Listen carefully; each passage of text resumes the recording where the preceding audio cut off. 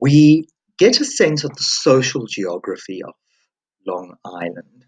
Long Island is a very prosperous area, very, very wealthy area, both East Egg and West Egg. But what divides East Egg and West Egg is clearly whether it is old money or new money that the people, the inhabitants, possess.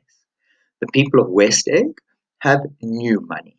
There are people that have earned their fortune in their last generation, in their current generation, and so they are regarded as nouveau riche. Now, along with nouveau riche comes a certain flashiness, a certain ostentation, a certain boastfulness in terms of your conspicuous consumption, and this is seen in the houses in West Egg. An instance of that is Gatsby's house, which is described as a factual replica of a Hotel de Ville in Normandy, brand spanking new under thin beard of ivy. So that suggests that Gatsby has made his money recently.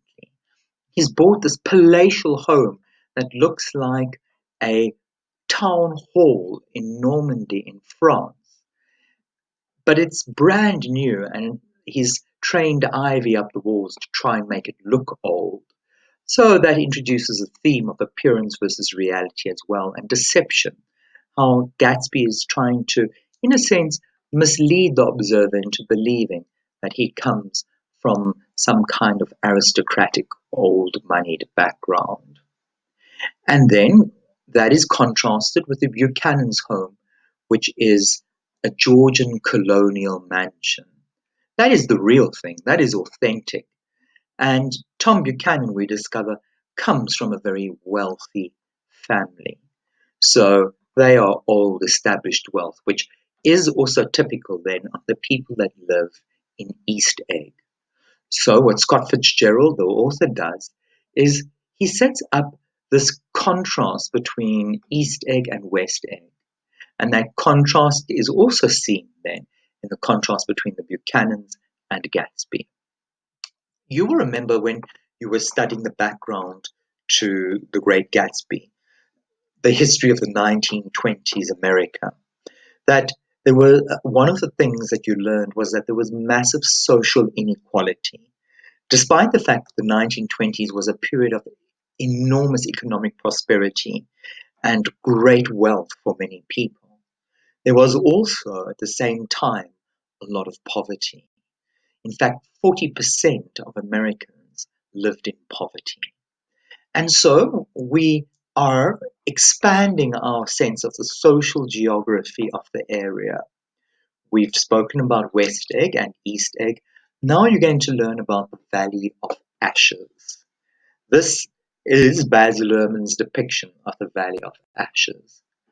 It's a very significant location because this is where George Wilson and Myrtle Wilson stay. This over here is George Wilson's garage, and it becomes the site of a terrible, tragic accident towards the end of the novel. But I don't want to give too much away now. Right. Halfway between West Egg and New York sprawls a desolate industrial wasteland, a grey valley where New York's ashes are dumped. Fitzgerald describes the scene as follows.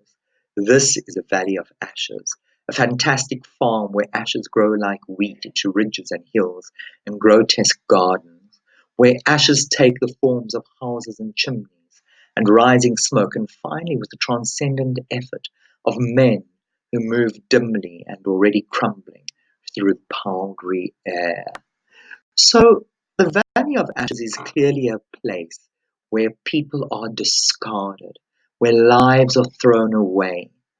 This is a society which treats human beings like disposable objects, and the Valley of Ashes is like a dump for these disposable people.